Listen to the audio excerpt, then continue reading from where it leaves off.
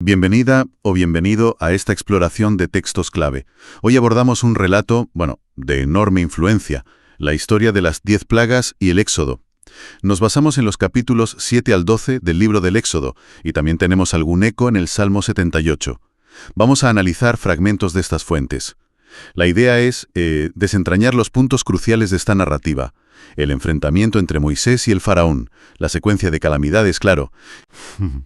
Y el significado que se le da a esa liberación del pueblo israelita de Egipto, incluyendo, por supuesto, cómo se presenta esa intervención divina en los textos. Entraremos en la cadena de acontecimientos, ¿no? Desde esa primera audiencia, que ya es tensa, hasta la salida final, que es, dramática.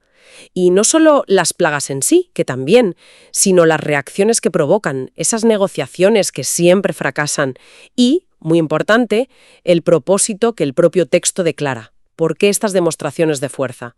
Es una narración con, muchas resonancias sobre poder, fe, libertad. Entendido. Pues venga, vamos a ello. Empecemos por el principio, ¿no? ¿Cómo se plantea esa primera confrontación? El relato en Éxodo 7 nos sitúa con Moisés, que ya tiene 80 años, ojo, y es como designado Dios ante el faraón. Y su hermano Aarón, de 83, es su profeta, su portavoz. La misión es clara, exigir que libere a los israelitas. Y justo ahí, al inicio, ya se introduce una tensión fundamental. Se nos dice que Dios advierte: haré que el faraón se ponga terco. Esto ya plantea desde el principio esa cuestión compleja, ¿no? Voluntad humana, soberanía divina. Un tema recurrente. El objetivo explícito, según la narración, es doble: liberar a Israel, claro, y que los egipcios reconozcan el poder del Señor a través de estas pruebas. Vale. Y llega el primer encuentro. Aarón tira su bastón y ¡zas!, se convierte en serpiente delante del faraón. Pero, ¿qué pasa? Que no es el único que hace trucos. Claro, los magos de la corte egipcia, que usarían sus artes secretas, como dice el texto, magia o hechicería que se conocía en Egipto, pues hacen lo mismo. Convierten sus bastones en serpientes también. Parece un empate técnico al principio. Exacto, parece un empate. Pero el relato añade un detalle clave para marcar la diferencia. La serpiente de Aarón devora a las de los magos. A pesar de esa pequeña demostración de superioridad, el resultado inmediato es el que se había anunciado. El faraón se niega, se pone terco. Y ese va a ser el patrón. Y con esa negativa, pues se desencadena la primera plaga, el agua que se convierte en sangre. Aarón golpea el Nilo. Y según la descripción, es que toda el agua de Egipto, ríos, canales, estanques, hasta la guardada en vasijas, se vuelve sangre. Tela. Una catástrofe ecológica y sanitaria, Los peces mueren, el río apesta, no se puede beber. Y aquí, otra vez, los magos egipcios logran replicarlo. Quizá a menor escala, no sabemos, pero lo hacen. Y esto parece que refuerza al faraón en su postura. O sea que lo ignora. Lo ignora. Y los egipcios, a cavar pozos para buscar agua. Y el texto dice que esto dura 7 días. 7 días así para empezar. Madre mía. Bueno, segunda plaga. Una invasión de ranas. Aarón extiende el brazo y las ranas cubren el país. Por todas partes.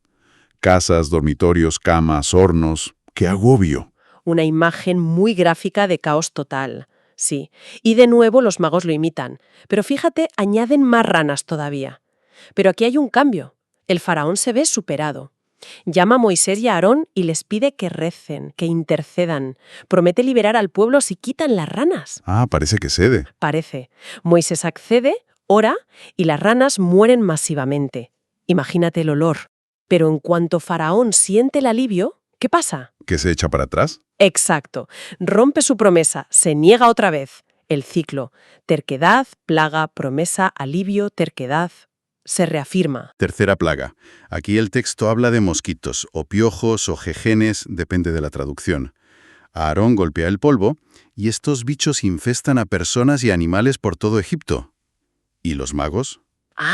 Aquí está el primer punto de inflexión para ellos. Intentan hacer lo mismo con sus artes, pero esta vez no pueden. Vaya. Y su reacción es significativa. Admiten ante el faraón: esto es obra de Dios. O literalmente dice el dedo de Dios. Es el primer reconocimiento explícito desde el lado egipcio. Se dan cuenta de que esto es algo superior. Pero, ¿sirve de algo? Me imagino que no. Pues no, ni eso convence al faraón. Su obstinación, vamos, sigue intacta. Entramos en la cuarta plaga. Enjambres de moscas. Tábanos, quizá. Se anuncia la plaga, pero esta vez hay una novedad importante, ¿verdad? Sí, aquí se introduce explícitamente la distinción. El texto afirma que Dios va a proteger la región de Gosen, donde viven los israelitas. Dice algo como, allá no habrá moscas, para que te des cuenta de que yo, el Señor, estoy en esta tierra. Esta separación entre egipcios e israelitas ya va a ser una constante. Y la plaga golpea, como se dijo. Arruina la tierra, dice el texto. Menos en Gosen, claro. Y el faraón vuelve a negociar. Vuelve a negociar. Permite que hagan sacrificios, pero dentro de Egipto. Moisés dice que no, que es peligroso. Claro, sacrificar animales que los egipcios consideraban sagrados. Les podían apedrear. Exacto. Por eso insiste en que tienen que irse 3 días de camino al desierto. Y faraón parece ceder otra vez, ¿no? Sí, Dice, vayan, pero no muy lejos, y oren por mí. sí. Pero Moisés ya se huele la tostada. Le advierte que no les engañe de nuevo, ora, las moscas desaparecen y, bueno, ya sabemos. Faraón se vuelve a poner treco. No los deja ir. Es un ciclo desesperante. Totalmente. Quinta plaga. Una peste mortal sobre el ganado egipcio. Caballos, asnos, camellos, vacas, ovejas, todo. Y de nuevo, la distinción. Se recalca que el ganado israelita está a salvo. Efectivamente. Al día siguiente, el ganado egipcio muere en masa. El israelita, intacto. El texto hasta dice que el faraón manda a comprobarlo. Lo constata, ve la diferencia. ¿Pero nada? Pero nada, su decisión no cambia. La obstinación parece ya irracional ante la evidencia. Sexta plaga. Úlceras. O llagas purulentas, vaya. Moisés lanza ceniza al aire y provoca llagas muy dolorosas en personas y animales por todo Egipto. ¿Y los magos? Siguen en escena. Aquí quedan ya totalmente fuera de juego. El relato señala que ni siquiera podían presentarse ante Moisés porque ellos mismos estaban cubiertos de llagas. Sus expertos, K.O. A pesar de eso, la narración aquí es interesante porque atribuye directamente la terquedad del faraón a Dios. Pero el Señor hizo que el faraón siguiera terco. La dinámica se vuelve más compleja de interpretar. Séptima plaga. El granizo. Y esta viene con una advertencia, especialmente seria. Sí, aquí el texto pone en boca de Dios una declaración de intenciones muy fuerte. Dice que esta vez el golpe será más duro para que el faraón entienda que no hay nadie como yo en toda la tierra. Incluso menciona la idea de que Dios podría haberlo exterminado ya, pero que lo ha mantenido vivo precisamente para manifestar su poder. Es una escalada clarísima. Se anuncia un granizo como nunca antes, mezclado con fuego, con rayos. Y se avisa para que la gente se proteja. Eso es. Los que hicieron caso, los siervos, que respetaban al Señor, dice el texto, pusieron a salvo a su gente y ganado. Los que no, pues sufrieron las consecuencias. Cae la tormenta. Devasta campos, personas, animales al aire libre, excepto, una vez más, en Gosén. La devastación es tan grande que el faraón llama a Moisés y Aarón. Y aquí tenemos su primera confesión explícita. Por fin. ¿Qué dice? Dice, he pecado esta vez. El Señor es justo, yo y mi pueblo somos culpables. Pide que oren para que pare la tormenta y promete dejarlos ir. Moisés accede, pero vamos que no se fía un pelo. Le dice algo como, sé que tú y tus siervos todavía no teméis de verdad a Dios. Exacto. Ora al salir de la ciudad, la tormenta para. Y se cumple lo que Moisés sospechaba. El faraón y sus siervos vuelven a las andadas. Incluso se detalla el daño agrícola, el lino y la cebada, que estaban en flor, destrozados. El trigo y el centeno, que eran más tardíos, se salvaron. Un detalle muy concreto. Octava plaga. Langostas. Pero antes de anunciarla, se vuelve a incidir en el propósito divino de todo esto, ¿no? Si se reitera que Dios ha endurecido el corazón del faraón y sus siervos para mostrar estos milagros. Y, ojo, para que los israelitas lo cuenten a sus hijos y nietos. La memoria colectiva como objetivo. La amenaza es total. Langostas que cubrirán la tierra. Se comerán todo lo verde que dejó el granizo. Invadirán las casas. Algo nunca visto. Tanto que esta vez son los propios consejeros del faraón los que les suplican. Le dicen, ¿pero no te das cuenta de que Egipto está arruinado? Deja ir a esa gente ya. Presionado por los suyos, intenta otra negociación. Otra concesión a medias. Solo pueden ir los hombres. Moisés insiste, todos, jóvenes, viejos, hijos, hijas, ganado, todos tienen que ir a la fiesta del Señor. Y Faraón se enfada y los echa. Entonces viene la plaga. Un viento trae una nube de langostas que oscurece el cielo y devora absolutamente toda la vegetación que quedaba. Egipto desolado. Faraón llama desesperado. Otra confesión. He pecado. Perdónenme solo esta vez. Pídanle que aleje de mí esta muerte. Suena casi patético ya. Totalmente. Moisés ora. Un viento fortísimo se lleva las langostas al Mar Rojo. No queda ni una. Pero el alivio... Trae de vuelta la terquedad. El Señor endureció el corazón del faraón, insiste el texto. Novena plaga, oscuridad. Moisés extiende la mano y una oscuridad que se podía tocar, dice el texto, cubre Egipto por 3 días. Nadie se movía.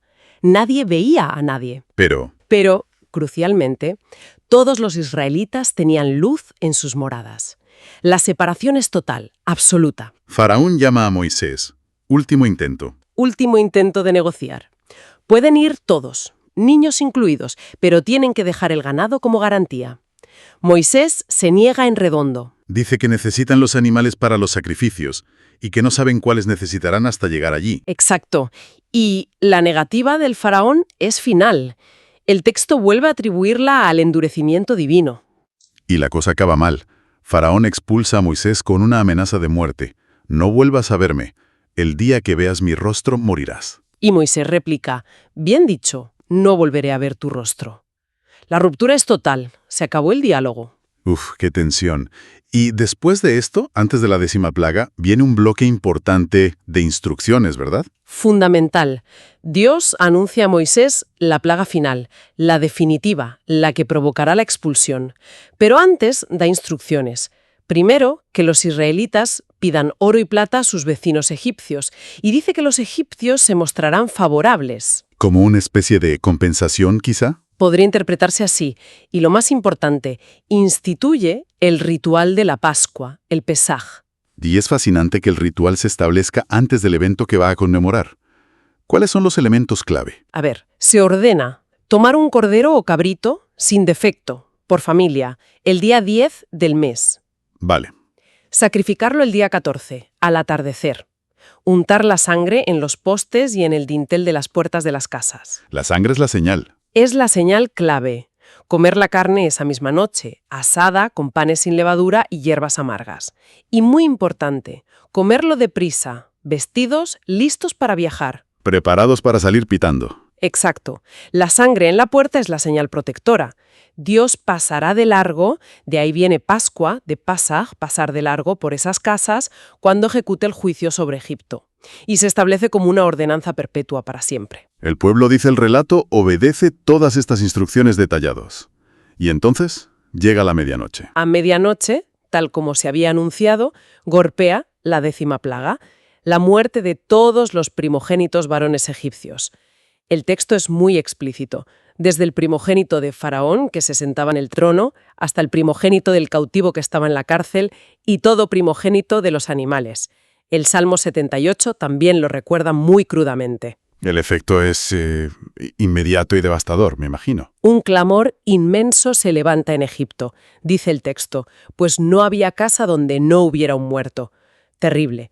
Esa misma noche, Faraón manda llamar a Moisés y a Aarón. Y ahora sí que sí. Ahora sí. La actitud ha cambiado por completo. Ya no hay negociación, es una orden de expulsión, casi una súplica. Les dice, salgan de en medio de mi pueblo, ustedes y los israelitas. Vayan a servir al Señor como han dicho. Tomen también sus ovejas y sus vacas como han dicho y váyanse. Y bendíganme también a mí. Fíjate, hasta pide una bendición. Es una rendición total, impulsada por el duelo y el miedo. Y los propios egipcios los apresuran para que se vayan, temiendo morir todos. Los israelitas salen tan rápido que la masa de pan no tiene tiempo de leudar. Cumpliendo así parte del ritual de la Pascua. Exacto. Y cumplen también lo de pedir objetos de valor a los egipcios, que se los dan. El texto lo resume diciendo que despojaron a los egipcios. se habla de cifras enormes, ¿no? Unos 600.000 hombres de a pie, más mujeres, niños y gente de toda clase, y mucho ganado. Sí, cifras muy altas. Y se marca el final exacto de 430 años de estancia en Egipto. Esa noche se consagra como una vigilia perpetua para el Señor. Y así, después de toda esa escalada de plagas y enfrentamientos, pues culmina la liberación de Israel, según estos textos. Hemos visto un patrón muy claro, ¿eh? Exigencia, negativa, esa terquedad del faraón, a veces suya, a veces inducida, plaga, sufrimiento, una concesión bajo presión, alivio y vuelta a la negativa, hasta que la 10ª plaga lo rompe todo. Es una narración con una fuerza simbólica enorme, claro. Habla de la resistencia al cambio, del choque entre el poder imperial, humano, y el poder divino tal como lo presenta el texto. Muestra cómo se forja la identidad de un pueblo a través de la opresión compartida y de una liberación que se vive como milagrosa. Y la severidad creciente de las plagas afecta a todo: naturaleza, economía, salud y, al final, la vida misma. Subraya la intensidad del conflicto. Y esa distinción constante entre egipcios e israelitas es, por supuesto, clave en el mensaje. Y nos queda esa institución de la Pascua. No como un simple recuerdo, sino como un mandato activo, ¿no? De revivir y transmitir esa experiencia fundacional, generación tras generación. Algo que el Salmo 78 también hace, al recordar estos actos de poder en Egipto. Exacto. Y para reflexionar, quizá podríamos detenernos en cómo el texto presenta estos eventos. No son casualidades, son señales, son prodigios deliberados. Tienen como una doble audiencia: los egipcios, a los que se busca doblegar o convencer de una realidad superior, y los propios israelitas, presentes y futuros. A ellos se les busca instruir sobre el poder que los libera y la fidelidad que se espera. Esto nos lleva a preguntarnos, siempre desde la perspectiva de estas fuentes, claro, ¿qué implica creer en un Dios que se manifiesta así, con estos actos tan contundentes? Y cómo la memoria colectiva, que se ritualiza en la Pascua, se convierte en ese vehículo fundamental para mantener viva la fe y la identidad a lo largo del tiempo. Interesante punto para seguir pensando, desde luego.